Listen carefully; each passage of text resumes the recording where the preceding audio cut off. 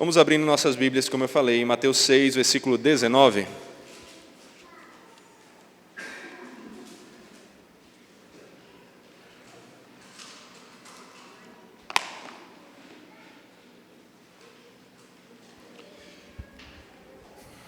Vamos continuar aqui a nossa série no Sermão do Monte, meditando hoje em Mateus 6, versículo 19 ao 24. Diz assim a palavra do nosso Deus: Não acumulem tesouros sobre a terra, onde as traças e a ferrugem corroem, e onde os ladrões escavam e roubam.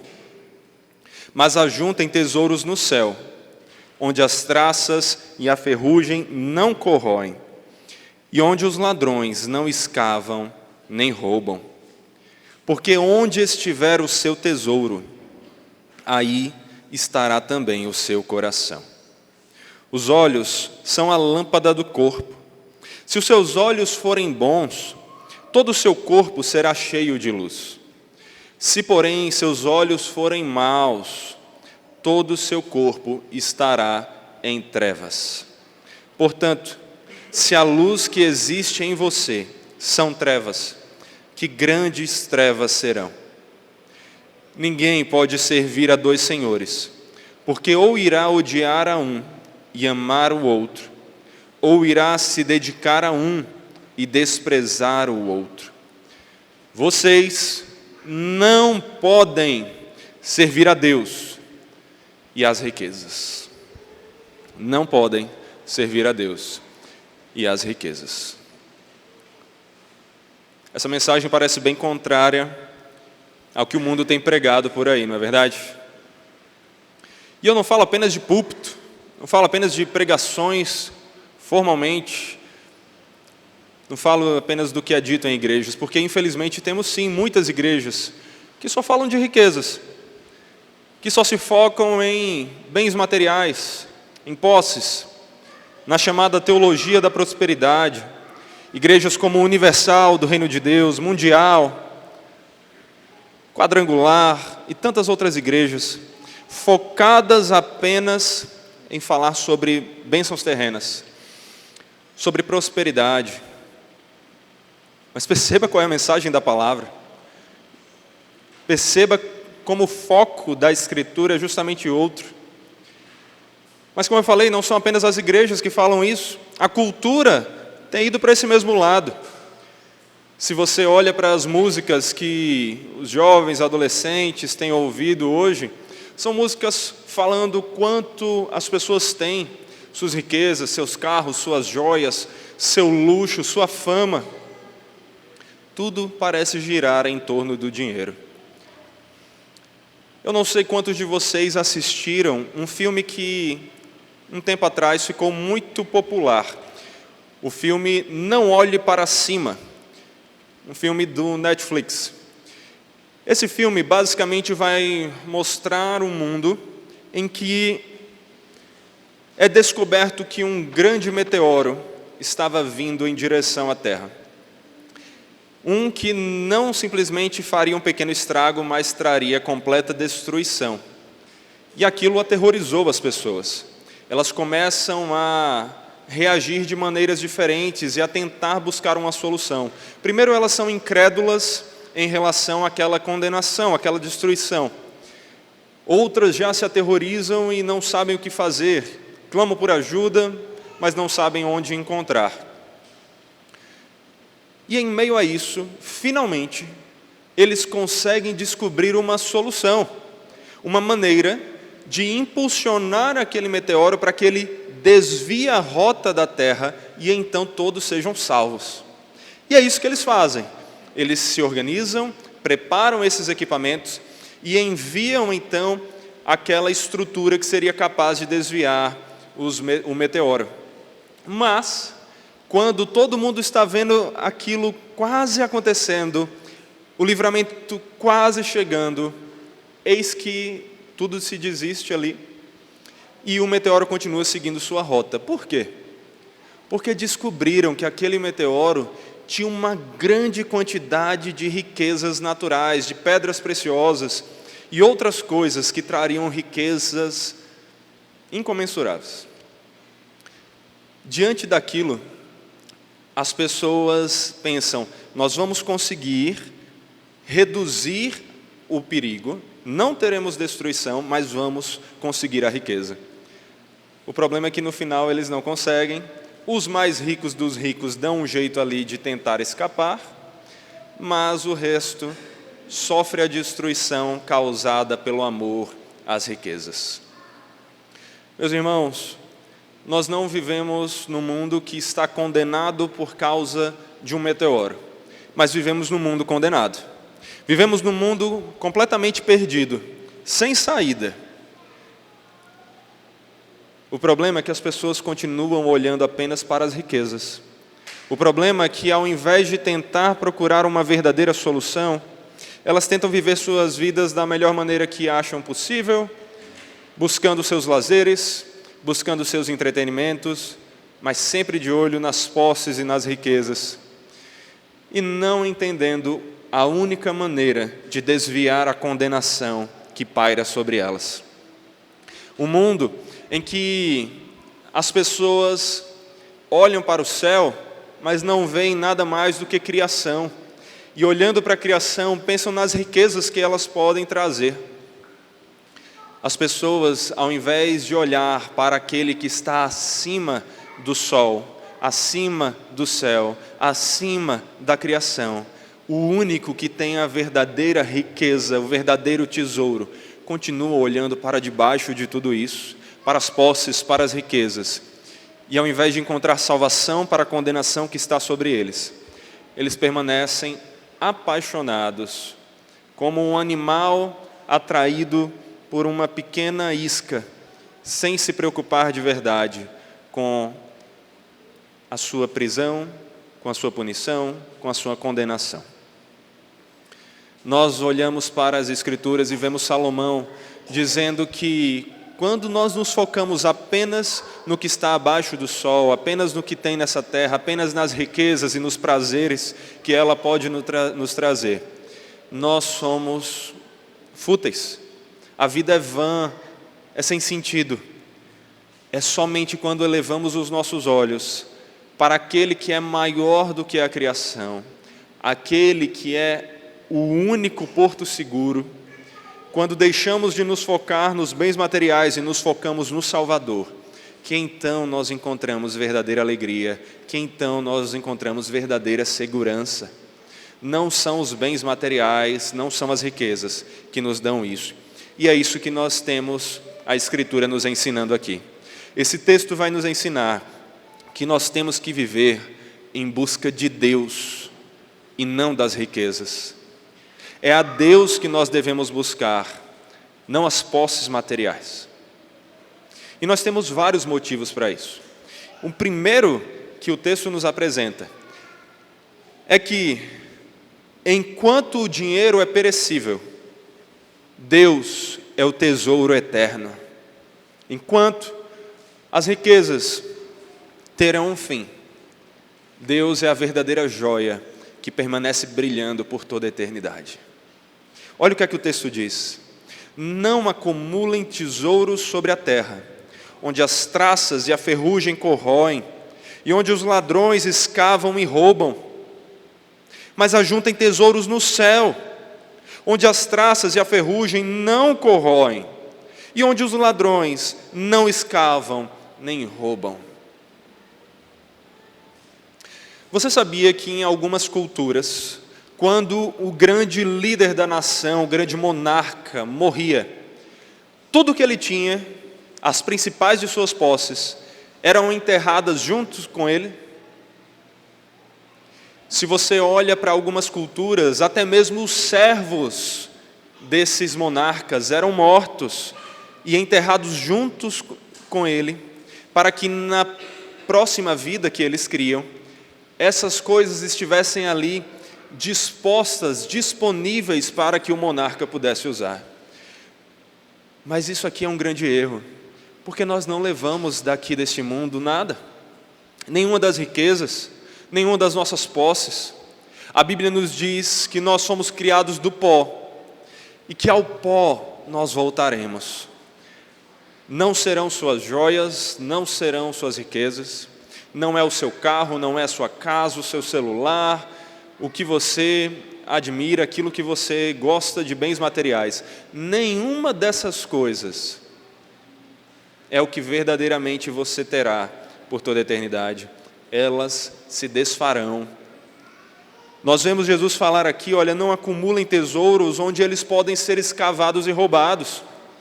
Esses monarcas que enterravam suas riquezas junto consigo, depois tinham seus túmulos saqueados, porque afinal as pessoas pensavam, ele não vai sentir falta disso, não é?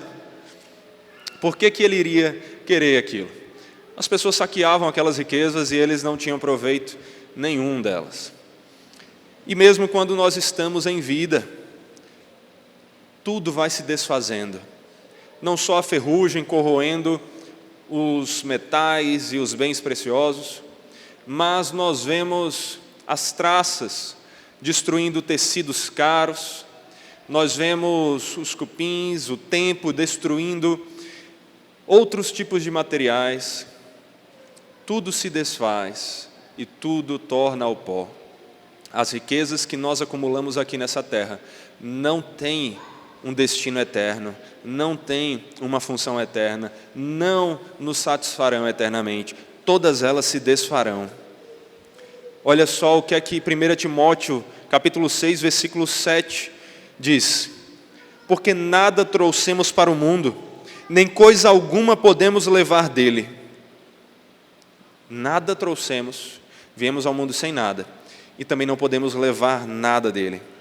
Por isso, tendo sustento e com o que nos vestir, estejamos contentes. A nossa alegria não deveria estar baseada num novo celular que compramos, num novo carro que adquirimos, na nova casa que conseguimos nos mudar. Não deveriam ser essas coisas perecíveis a fonte da nossa alegria. Todas elas se desfazem. Você já teve muitas coisas que trouxeram alegria para você durante o momento, mas onde estão elas? Onde estão elas agora? E mais, onde elas estarão quando você tornar ao pó? Quando você se for? Não são os bens materiais que podem nos satisfazer, mas nós vivemos numa cultura focada na riqueza, uma cultura focada na posse. Quem é bem-sucedido é quem? É quem tem uma bela família? Não, é quem tem dinheiro. É assim que a nossa cultura traz.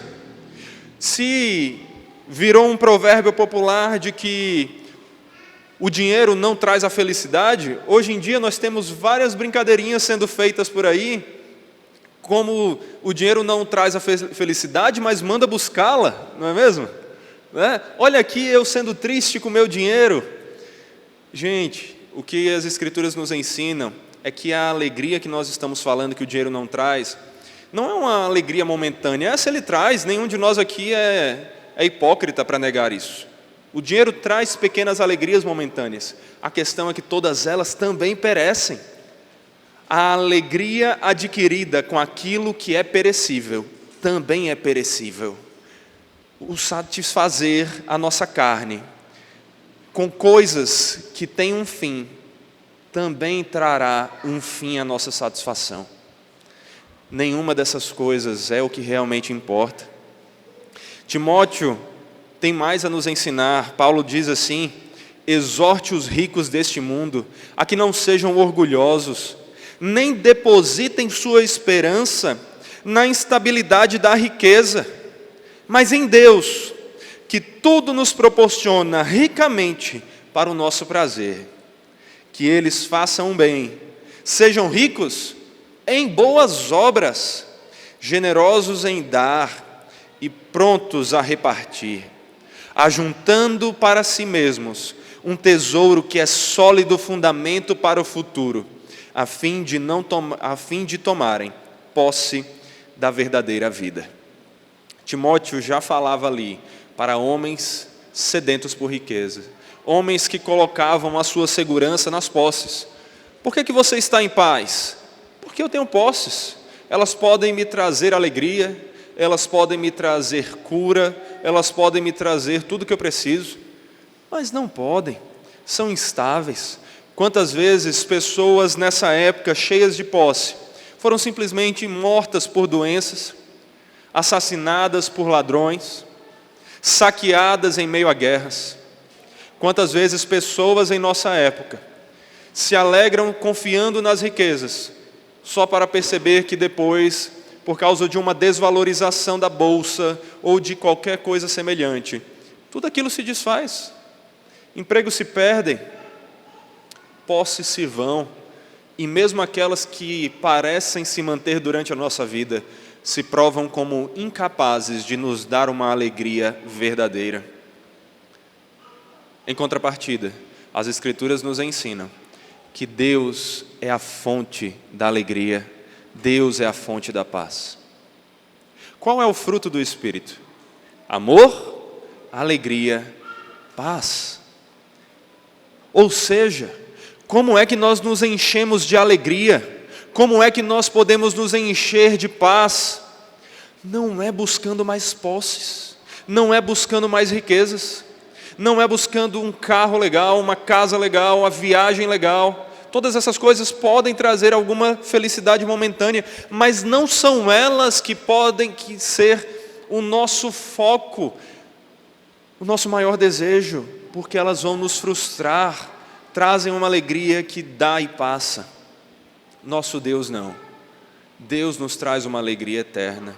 Deus nos dá alegria já aqui, e Ele nos dará uma alegria que nós não conseguimos nem sequer imaginar, de tão perfeita, uma alegria que não terá fim, quando Ele enxugar de nossos rostos todas as lágrimas, quando Ele nos trouxer a verdadeira salvação, o verdadeiro perdão, a consumação dessa salvação e desse perdão que nós já recebemos. Deus é o verdadeiro tesouro. As Escrituras nos dizem que o reino de Deus, o Evangelho, são como um tesouro, que quando nós encontramos, nós percebemos que ele é muito melhor do que tudo que nós temos.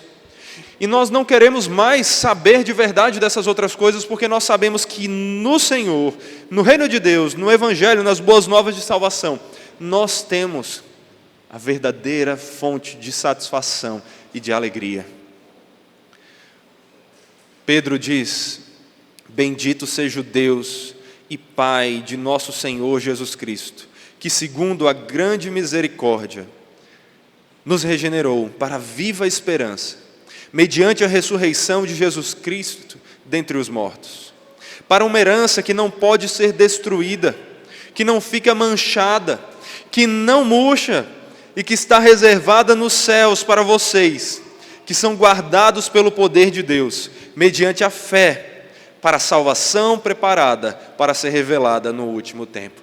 Se Jesus nos diz aqui que nós não devemos nos apegar a tesouros que podem ser saqueados ou corroídos, nós vemos Pedro, nós vemos o Senhor Jesus, nós vemos as Escrituras nos ensinarem que a riqueza, as bênçãos que nós temos em Deus não se desfazem e não podem ser tomadas, porque aquilo que Ele nos dá, Ele garante que sempre será nosso, graciosamente, misericordiosamente. No Senhor nós temos tudo o que precisamos. Por isso, busquemos a Deus, não as riquezas, porque enquanto as riquezas são perecíveis, Deus é um tesouro eterno.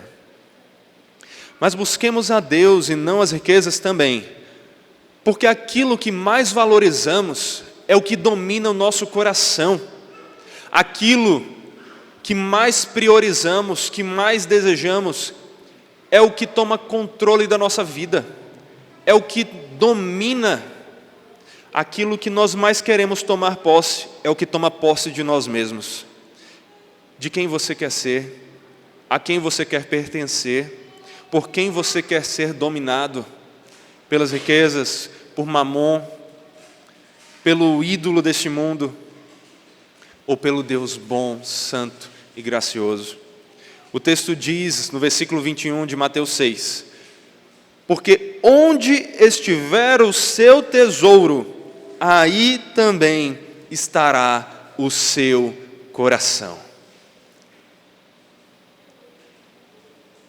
Onde você pensar que tem a sua verdadeira preciosidade, a sua verdadeira fonte de alegria, é onde você colocará o seu coração, é onde você colocará a sua esperança. Mas Paulo disse aos ricos: não coloquem sua esperança nas riquezas, elas se vão. Tome cuidado para onde você coloca o seu coração, porque ele pode ser dominado e corroído junto com aquelas posses perecíveis que você tanto tem adorado. Hoje, a liturgia casou perfeitamente, não é? Porque as perguntas do nosso catecismo não são feitas exatamente em conexão com o sermão. Ao contrário dos textos bíblicos que nós meditamos para convocação, confissão, ofertas, a nossa leitura do catecismo é simplesmente sequenciada. Cada pergunta tem uma ordem. Vimos as 57 hoje, no próximo final de semana veremos as 58. Mas olha qual foi a pergunta de hoje. O que é proibido no segundo mandamento? O segundo mandamento proíbe a adoração de Deus por meio de imagens ou por qualquer outra forma que não foi prescrita em sua palavra. O segundo mandamento proíbe a adoração a Deus por causa de bênçãos terrenas. Nós não somos chamados a adorar a Deus por causa de posses, como essa teologia da prosperidade, maldita teologia da prosperidade tem ensinado. A nossa adoração a Deus não é porque Ele nos deu um carro ou uma casa. A nossa adoração a Deus é porque Ele nos deu o Seu Filho. É porque Ele nos trouxe salvação quando éramos inimigos dEle, Ele nos reconciliou com Ele. O segundo mandamento também proíbe, junto com o primeiro, são somados, intimamente conectados, adoração a outras coisas, a ídolos. Mas ídolos não são apenas os que nós fazemos uma estátua, uma imagem para nos ajoelharmos e adorarmos. Evangélicos são rápidos em chamar católicos de idólatras, adoradores de imagens, mas não percebem que mesmo sem uma imagem a quem possamos dirigir nossas orações, facilmente nosso coração cria ídolos, coisas que querem tomar o lugar de Deus, coisas que adoramos ao priorizar antes do nosso Senhor. Existe uma série do Amazon Prime chamada American Gods, Deuses Americanos. E basicamente a premissa da série, a ideia da série, é que tudo aquilo que a humanidade mais deseja e mais busca se torna um Deus, personifica-se em um Deus. O dinheiro não é diferente. Ele é um Deus que é criado pela busca incessante das pessoas a Ele. O que é adorar, meus irmãos? Adorar é prestar reverência, é valorizar, é elogiar, é priorizar em nosso tempo, dedicação, ações, pensamentos. Adoramos aquilo que nós mais buscamos, mais desejamos, aquilo que nós mais passamos tempo com. A que você tem adorado? Será que você tem criado os seus próprios deuses americanos? O Deus do sucesso, o Deus da fama, o Deus do dinheiro e das riquezas?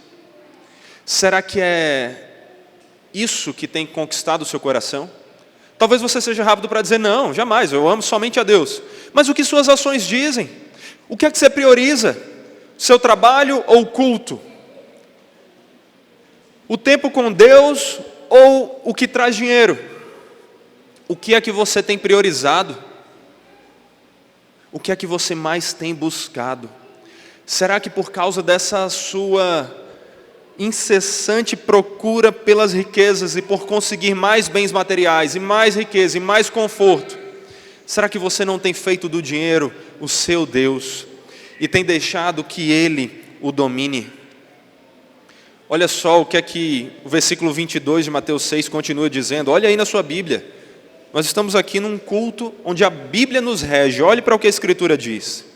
Os olhos são a lâmpada do corpo. Se os seus olhos forem bons, todo o seu corpo será cheio de luz. Se, porém, os seus olhos forem maus, todo o seu corpo estará em trevas. Portanto, se a luz que existe em você são trevas, que grandes trevas serão. Os olhos são usados aqui como uma metáfora para apontar aquilo que nos focamos. Os olhos são o instrumento principal para que nos foquemos em algo. Aquilo que nós estamos em busca é para onde nós olhamos. E eles são por onde nós recebemos a luz, por onde nós recebemos as informações, por onde nós recebemos tanta coisa. Jesus está falando aqui da preocupação que devemos ter com os nossos olhos. Mas perceba, não olhos simplesmente, seus ouvidos, o que você usa para perceber a vida. O que é que essas coisas têm captado?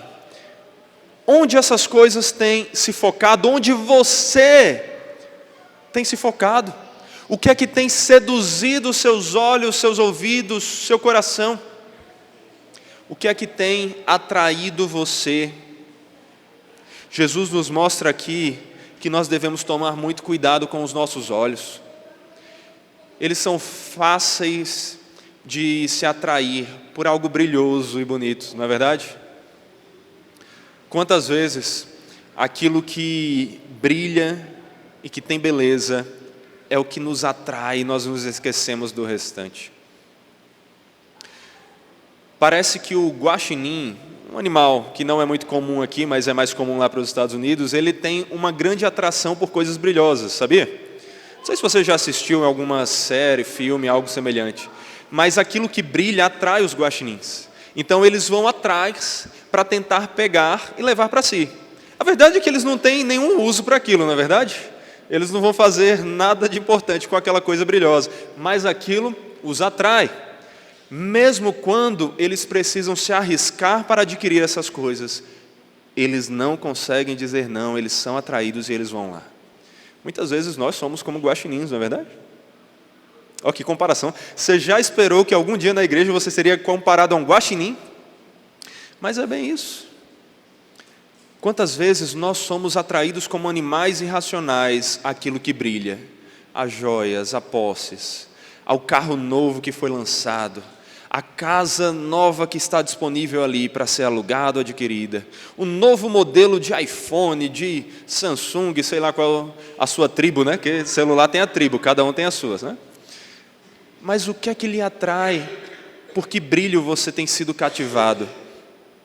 Cuidado com os seus olhos, para que você não os preencha com um brilho que, na verdade, é cheio de trevas, que logo se cessará e que você permanecerá no escuro junto com ele. Não importa o quanto brilhe aquilo que tem sido o seu foco, se não for Deus, um dia a luz dele chegará ao fim.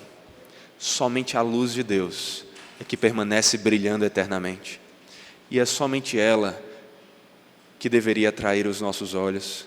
É somente nele que deveríamos nos focar. Somente a ele que nós deveríamos buscar. Mas qual é a coisa que você mais busca na sua vida? Por que você se levanta de manhã? Será que você tem se levantado pensando, mais um dia, como eu posso glorificar ao teu nome, Deus? Mais um dia, como eu posso servir melhor ao Senhor, Deus? Ou será que você acorda e pensa, mais um dia, para trabalhar e conseguir dinheiro para pôr na mesa? Para trabalhar e conseguir mais uma posse, mais alguma coisa que eu queira comprar nessa sociedade consumista? O que é que tem feito você agir? Perceba, os olhos, os nossos ouvidos, nosso coração são cativados por brilhos. Cuidado para não ser alcançado pelo brilho de Satanás. Ele não vai aparecer para você como um demônio vermelho com cauda e horrível. Ele vai aparecer para você como um anjo de luz, bonito, belo, atraente. E não perceba isso de forma literal. Estou dizendo que Satanás vai aparecer para você como um Brad Pitt da vida, uma Angelina Jolie, sei lá quem é que você acha bonito. Eu não estou falando isso. Eu estou falando que ele vai usar de posses, das suas metas, daquelas suas supostas oportunidades, aquelas coisas que você não tem conseguido deixar de pensar, aquilo que faz você levantar de manhã E aquilo que você vai dormir pensando à noite, ele vai aparecer como essas coisas para tomar do seu tempo, tomar da sua atenção e tirar seus olhos daquilo que realmente importa, que está acima do sol, é mais brilhoso do que o sol, e é o nosso Deus. A Bíblia de Estudo da Fé Reformada traz um comentário sobre esse versículo 22 e diz: o olho bom olha para Deus como seu mestre e enche a pessoa com a luz da vontade de Deus. O olho ruim olha para os tesouros da terra e admite apenas a escuridão da ganância e do interesse próprio. A vida inteira da pessoa será determinada pelo tipo de luz que o olho deixar entrar. Onde você tem focado os seus olhos, os seus desejos e as suas cobiças? Timóteo 6 vai falar mais sobre riqueza ainda. No versículo 9 diz: mas os que querem ficar ricos caem em tentação, em armadilhas e em muitos desejos insensatos e nocivos, que levam as pessoas a se afundar na ruína e na perdição. Porque o amor ao dinheiro é a raiz de todos os males. E alguns nessa cobiça se desviaram da fé e atormentaram a si mesmos com muitas dores.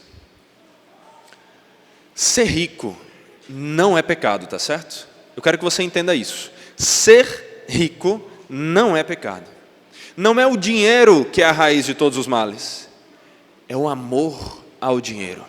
É o desejo pela riqueza. Desejar ser rico é pecado. Isso eu quero que você saiba. Por mais que isso possa parecer totalmente contrário a tudo que você já ouviu na vida, é o que a Escritura nos ensina. O desejo pelas riquezas é pecado. Se você está trabalhando bem, fazendo o seu melhor, buscando glorificar a Deus, servir ao próximo, e você enriquece, glória a Deus.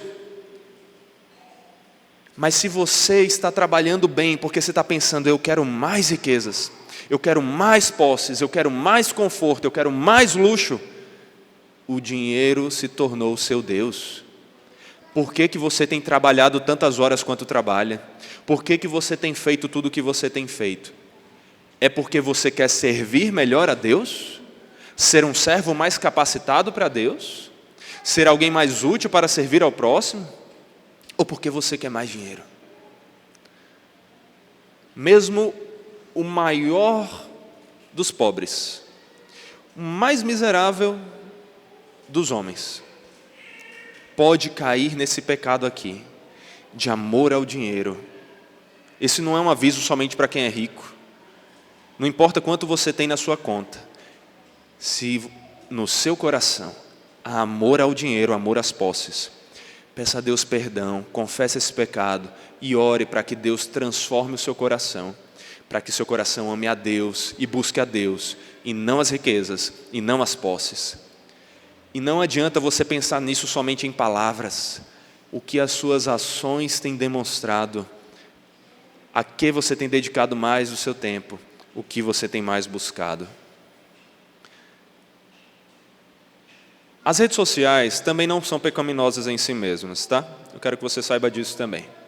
Mas elas são facilmente instrumentos para enchermos os nossos olhos com uma luz turva que nos deixa tontos, zonzos, perdidos, encantados com coisas sem noção. As redes sociais, muitas vezes, são caminhos para enchermos os nossos olhos de lascívia, de desejos pecaminosos, de sexualidade errada. E são também caminhos para a cobiça. Para a cobiça. Quantas vezes é porque nós estamos olhando demais para o jardim do vizinho, que nós estamos percebendo o quanto a grama dele é verde e a nossa não tanto. Mas isso aí, meus irmãos, é que nem TV Full HD e 4K. O que é que eu quero dizer com isso? É melhor você ter uma TV 4K ou Full HD? 4K é melhor, certo? Mas para ser bem sincero, a menos que você coloque uma do lado da outra e compare de um canto para o outro, você não vai conseguir perceber tão grande diferença entre elas. O problema é que você está olhando demais, comparando demais. A grama do vizinho é assim também. Se você não tivesse a dele para ficar comparando o tempo todo, talvez você olhasse para a sua e dissesse, está verde. Mas quando você olha para 4K do vizinho, aí você percebe, poxa, não está tão verde quanto. O carro dele é melhor, é mais novo, mais confortável, tem mais espaço.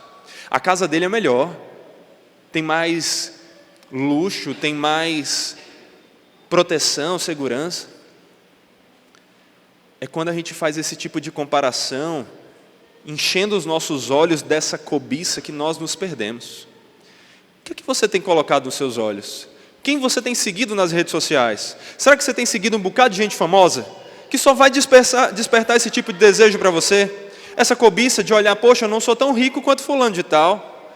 Eu não sou tão bonito quanto ele. Meu marido não faz tudo o que ele faz. Meu marido não é o Rodrigo Hilbert. Ele não constrói casa, faz comida e ainda é bonito. Não é essa comparação pecaminosa que traz tantos problemas. É dito que há muitos anos uma grande empresa estava tendo dificuldades para se estabelecer ali no Panamá.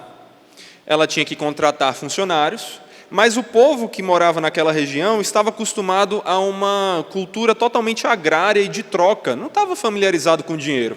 Então, depois de poucas semanas trabalhando na empresa, eles já haviam recebido mais dinheiro do que eles haviam tido em toda a sua vida.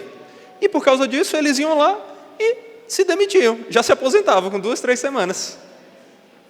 E aí essa empresa estava tendo dificuldade. E agora, como é que a gente faz para colocar esse povo para trabalhar? Sabe o que eles fizeram? Eles começaram a presentear todas essas pessoas com um catálogo de uma grande loja de departamentos. Aquelas pessoas que estavam acostumadas com sua vidinha e achavam que tinham tudo o que precisavam, passaram a ver que tinham outras coisas brilhantes por aí. Móveis mais bonitos, dispositivos eletrônicos mais atuais. E aí, sabe o que aconteceu? Nunca mais se demitiram. As pessoas começaram a trabalhar mais e mais, porque elas queriam adquirir aqueles produtos que estavam naquela revistinha. E isso aqui não é uma história fictícia para ilustrar, tá? Isso é um caso real. Olha que interessante. O que é que aquela empresa fez? Agiu como Satanás. Despertou a cobiça no coração daquele povo. E por causa da cobiça, aquele povo trabalhou. Nós muitas vezes somos assim. Não trabalhamos porque pensamos, esse trabalho me capacita a servir melhor as pessoas e me capacita a servir melhor a Deus. Nós trabalhamos porque nós pensamos, poxa, vai lançar o iPhone 16, poxa, vai lançar o carro tal, poxa, eu quero sair para mais restaurantes. E aí nós pensamos, eu preciso de mais dinheiro. Nós olhamos constantemente para esses catálogos, não mais numa revista que chega uma vez no mês ou na semana, mas todas as horas nas redes sociais, nas mídias, na televisão. É isso que nossas conversas muitas vezes se focam. E o que é que isso faz? Ao nos focarmos ali, ao colocarmos nossos olhos inteiramente ali, nós somos inundados com essa luz turva, que na verdade nos cega e nos faz cobiçar, cobiçar e vivermos cada dia mais insatisfeitos. Então, por isso que a Escritura nos ensina, busque a Deus, não as riquezas. Viva para Deus, não para as riquezas. Porque aquilo que você mais buscar é o que vai dominar o seu coração, é o que vai dominar a sua vida, é aquilo a quem você vai servir. Além disso, nós devemos buscar mais a Deus do que as riquezas, porque justamente nós não podemos servir a 2 senhores. E essa é a terceira e última verdade que eu quero destacar desse texto. Nós não podemos servir a 2 senhores, nós só podemos servir a um Deus. E aquele que nós mais buscarmos, esse será o nosso Deus. Mateus 6, 24, versículo 24 aí do texto, o que é que está escrito? Ninguém pode servir a 2 senhores, porque ou irá odiar a um e amar o outro, ou irá se dedicar a um e desprezar o outro. Vocês não podem servir a Deus e às riquezas. Muita gente chega para mim e diz assim: Saó, eu amo a Deus, mas sabe assim, eu não amo tanto assim. Eu queria amar mais a Deus. E que bom, isso é um desejo ótimo, nós temos todos que querer amar mais a Deus. E é verdade que nós não amamos tanto quanto deveríamos. Só que sabe o que é interessante? Muitas dessas pessoas que chegam para mim para falar isso, dizem: Saó, eu quero amar mais a Deus. Eu digo: tá certo, então você tem buscado a Deus? Não, meu trabalho não deixa, eu fico com pouco tempo. Meus lazeres não deixam, eu tenho que priorizá-los. Minha família é o meu ídolo, é aquele que eu priorizo mais do que o próprio Deus. Mas olha o que o texto diz: se você buscar servir a um Senhor, você vai desprezar o outro. E como é que nós servimos? Eu já falei isso aqui, não foi? Como é que nós servimos? Dedicando o nosso tempo, o nosso foco, a nossa atenção. A que você tem dedicado mais tempo, mais foco, mais atenção? É a Deus? Ou são as riquezas, as metas, os bens, as coisas terrenas? Porque se você estiver focado única e exclusivamente, ou predominantemente, já é o suficiente, predominantemente nessas coisas terrenas, sabe o que vai fazer? Você vai passar a servi-las, você estará servindo a elas. E o que Jesus diz é o que você sente na sua vida: você passará a desprezar o outro Senhor. Ao priorizar essas coisas, o seu trabalho, as riquezas, a posse, o luxo, o conforto, você passa a desprezar a Deus. Parece que Deus não é mais tão atraente. Por quê? É porque Deus realmente é menos atraente do que essas coisas? Não, é porque seus olhos estão focados no lugar errado e você não tem parado para apreciar a beleza de Deus. Onde você tem colocado os seus olhos? Você não pode servir a dois senhores. Se você priorizar as coisas terrenas, você nunca vai amar mais a Deus. Sabe como é que você ama mais a Deus? Não é esperando para ler a Bíblia só quando tiver vontade no coração, para não ser que nem os hipócritas. Leia a Bíblia e pronto, porque é um dever. Apesar de ser também um prazer, é um dever. E é olhando para as Escrituras que você vai conhecer mais sobre Deus. E é conhecendo a Deus que você vai apreciar mais da beleza dEle. E é focado com seus olhos na beleza dEle que você vai crescer em amor por esse Deus e passar a desprezar o outro Senhor, passar a desprezar as riquezas, passar a não ver mais tanta graça nelas. Porque você se apaixonou, se encantou e passou a amar alguém que é muito mais belo do que qualquer uma dos diamantes, qualquer uma das joias, qualquer uma das tecnologias, das casas, dos terrenos, ou de qualquer tesouro e posse terrena. Você passou a se encantar com a beleza de Deus. A quem você tem servido? Você não pode viver para dois senhores. Para quem você tem acordado? É para servir a Deus ou é simplesmente para servir a si mesmo? Você tem feito seu devocional, orado, lido a Bíblia, feito seu culto doméstico? Você tem priorizado o culto? Tem gente que acha que falar disso é quebrar a graça, né?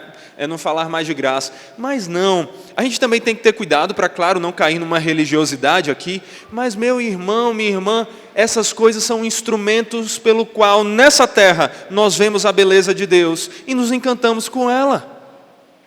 Se você está gastando tempo demais com o seu trabalho, com seus estudos, com seus lazeres, com sua família, com todas as coisas que têm até seu papel, que são úteis, que podem ser desfrutadas com o Senhor e para o Senhor, mas você tem colocado delas, tem feito delas um fim em si mesmo e priorizado a elas, você nunca vai amar mais a Deus. Você vai ser dominado por esse senhor cobiça, por esse senhor mamon, por esse senhor dinheiro, por esse senhor riquezas, prazeres, satisfações inúteis e passageiras vãs. É se dedicando ao Senhor, é servindo ao Senhor, é acordando pensando, é mais um dia que o Senhor me dá para usar os recursos que Ele me deu, o ar que eu respiro, a vida que eu tenho, para servi-lo. É fazendo isso que você vai amar mais a Deus. É não vivendo no automático, é deixando de ser preguiçoso, É deixando de colocar desculpas, porque a graça que nos salvou não nos deveria fazer menos ativos do que aqueles que acham que é por meio das obras que são salvos. Deveria nos fazer mais ativos, porque nós já fomos salvos. Então isso deveria nos fazer empenhados em servir o nosso Salvador, dedicados, zelosos, ao invés de acomodados. Pense na sua vida. Você tem sido acomodado? Você tem dado justificativas para suas ausências? Para sua falta de leitura da Escritura e meditação nela? Para sua falta de oração? Para sua falta de comunhão na igreja? Para sua falta de serviço ao próximo?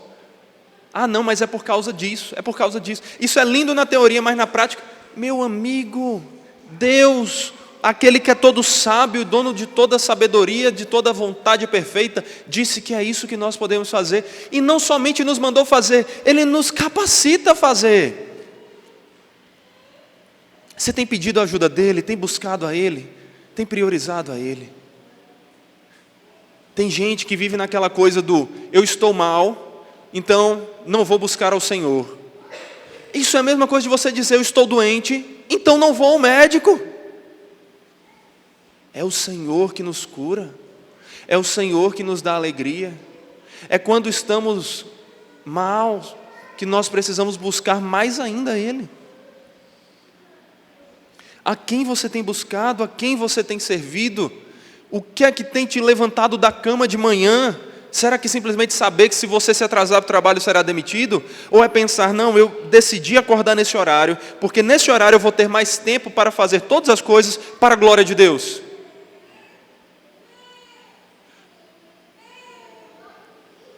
O que é que tem feito você viver, respirar? Se você continuar vivendo no automático, simplesmente porque acordou, vou fazer a primeira coisa que é a minha obrigação, você está perdendo de vista a beleza de Deus, que é aquela que faz com que todas as outras tenham algum sentido. Deus é como o sol, as outras coisas são no máximo como a lua, elas não têm brilho em si mesmas. O brilho delas não é real delas. Nós precisamos de Deus para que as outras coisas tenham sentido. Mas também não podemos nos encantar demais com a lua e esquecer do sol, que é a razão da luz. Deus é maior do que o sol. Deus é maior do que toda a criação. Permaneça com seus olhos em Deus. Não deixe que sua cobiça, não deixe que esse mundo lhe domine. Saor, mas você não tem noção de como está a situação na minha casa, as condições financeiras e isso. Deus tem. Deus sabe. E Deus manda, descanse em mim. Faça o seu melhor, mas descanse em mim. Mantenha seus olhos em mim. O restante, eu lhe dou. Tendo o que comer e com que se vestir, estejamos satisfeitos, porque temos o maior dos tesouros, o nosso Deus. Quais são suas metas de vida?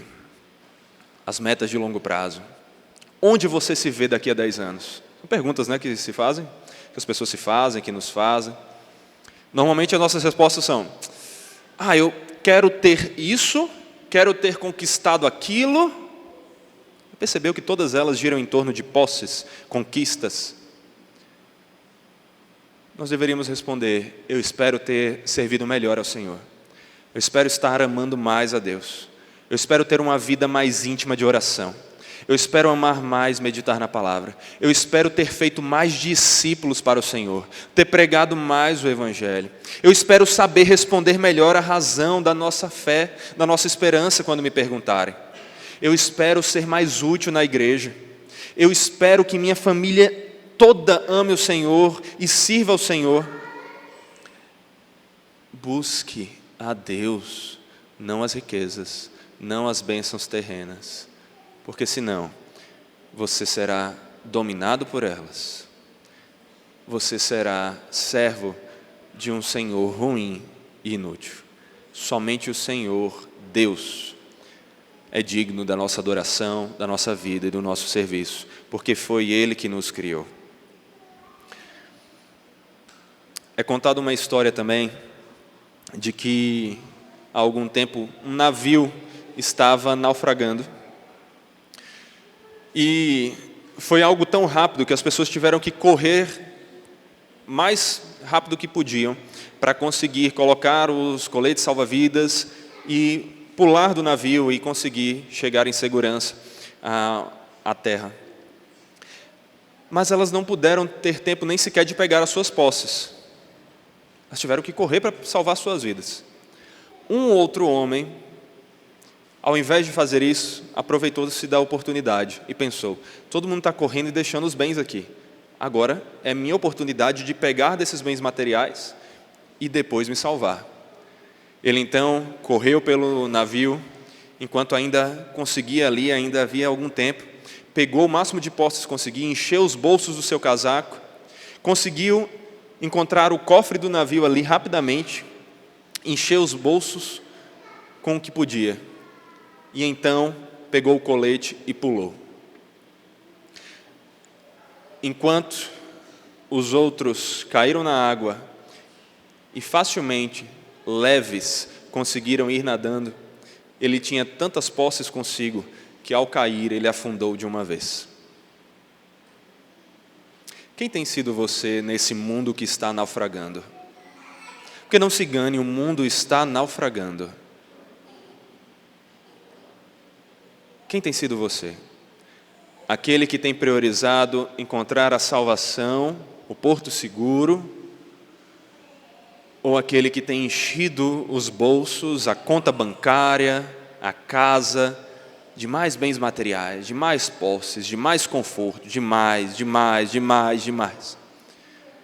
E que em algum momento vai perceber que se encheu de tanta coisa que não conseguiu salvação e naufragou junto com o mundo. Quem tem sido você? O que você tem priorizado? Busque a Deus, não as posses. Não caia na ladainha desses pregadores da teologia da prosperidade. Não caia na ideia desses coachings, dessas autoajudas que ficam falando sobre riqueza. Não fique preocupado em buscar a riqueza. Fique preocupado em fazer o seu melhor com o Senhor, para o Senhor, e se satisfaça no Senhor. Oremos. Santo Deus, tenha misericórdia de nós. Tenha misericórdia de nós, Senhor. Nosso coração é uma fábrica de ídolos. E o dinheiro é um dos principais ídolos que fabricamos. Um dos principais que adoramos. Senhor, nos perdoe. Não nos deixe dominados. Não nos deixe dominados pelas posses, pelas coisas terrenas. Que não sejam elas que dominem o nosso ser, o nosso coração, os nossos olhos. Que nós acordemos focados no Senhor. Vivamos em busca do Senhor, com os olhos fixos em Ti por meio da fé. E que no Senhor encontremos a nossa alegria, no Senhor encontremos a nossa satisfação, no Senhor encontremos a nossa salvação em meio a este mundo que naufraga. Senhor, nos livre de nós mesmos, dos ídolos, dos pecados. Transforme o nosso coração, avive o nosso amor, que nós te amemos mais do que tudo e que sirvamos e busquemos ao Senhor. Que o Senhor nos dê, Pai, a disciplina e a disposição que precisamos para que hoje, já agora, vivamos não no automático, não em busca das coisas terrenas e das nossas metas passageiras, daquilo que é perecível, mas em busca do Senhor. E que em meio a essa busca, encontremos cada dia mais de Ti. Amemos mais o Senhor e nos satisfaçamos mais no Senhor. Aumente o nosso amor a Ti. Aumente o nosso amor àqueles instrumentos que o Senhor nos deu para que conheçamos mais o Senhor. Que amemos orar ao Senhor. Que amemos meditar na Tua palavra. Que amemos Te louvar. Que amemos o culto, Senhor. E que Te cultuemos juntos, servindo um ao outro para a Tua glória. Não nos deixe dominar pelas riquezas, mas nos domine, que sejamos Teus, e o Senhor nosso. É o que nós te pedimos. Em nome de Jesus Cristo, o verdadeiro tesouro. Amém.